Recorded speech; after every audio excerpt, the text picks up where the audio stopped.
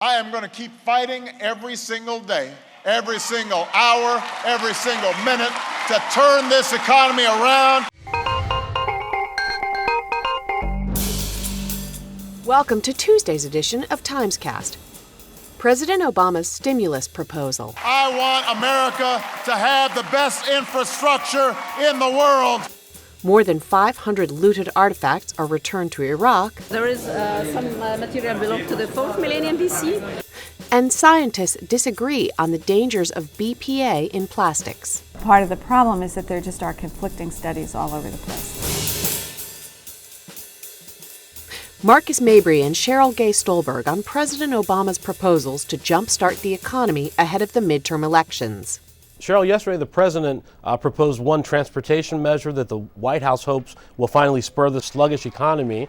Tomorrow in Cleveland, in another speech, he's set to announce more mini stimulus measures. Is there any chance that all the Republicans will support any of this? Well, it's a good question, and I would say the chances are pretty slim. You know, some of the measures the president announced are typically bipartisan measures. Republicans and Democrats have always banded together around transportation money. They like bringing that kind of stuff home to their districts. But in this political climate, Republicans really don't want to give the president and Democrats any victories before the midterm elections.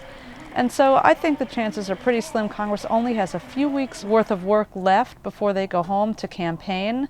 And with Republicans arguing that the president's stimulus package didn't work, they're now trying to label this Stimulus 2 or Stimulus Deja Vu.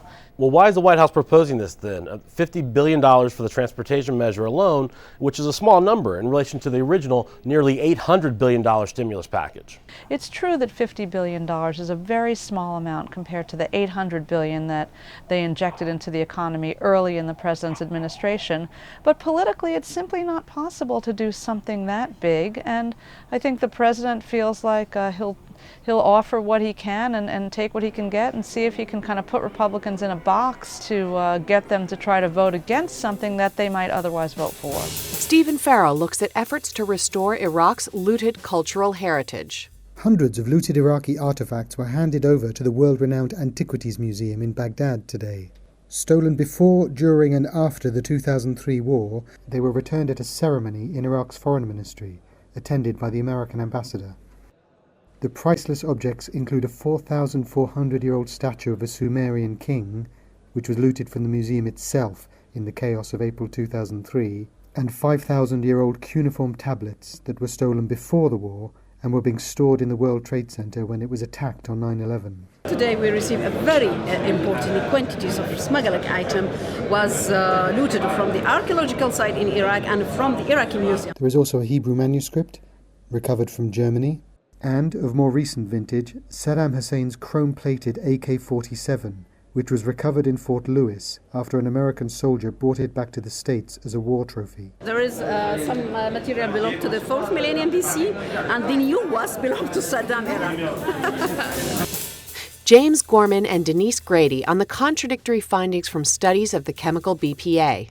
Denise, you have a story in this week's Science Times that I think is probably going to make everybody on both sides of the issue furious. It's about BPA, and there's such a furor about it. Can you sort of lay out the basics for us? BPA is this chemical that is in all kinds of plastic products. It's in cups for kids, it's in drinking bottles, it is in the linings of cans. Concerns have been raised about whether or not it's safe. If it's unsafe, what is it doing? What is the concern?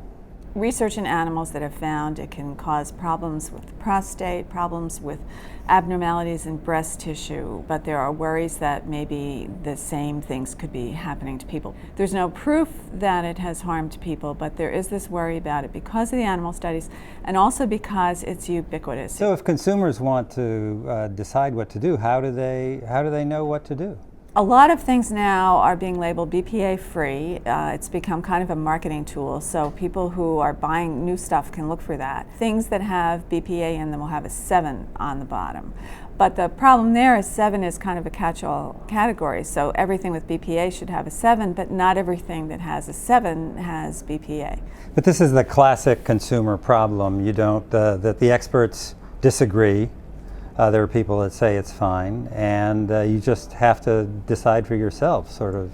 Yeah, and what's going on now is the government seems to be coming in trying to be kind of an honest broker and sponsoring a bunch of studies that they're hoping will sort this out. I think it's going to take a few years, but part of the problem is that there just are conflicting studies all over the place. Join us again tomorrow for another edition of TimesCast.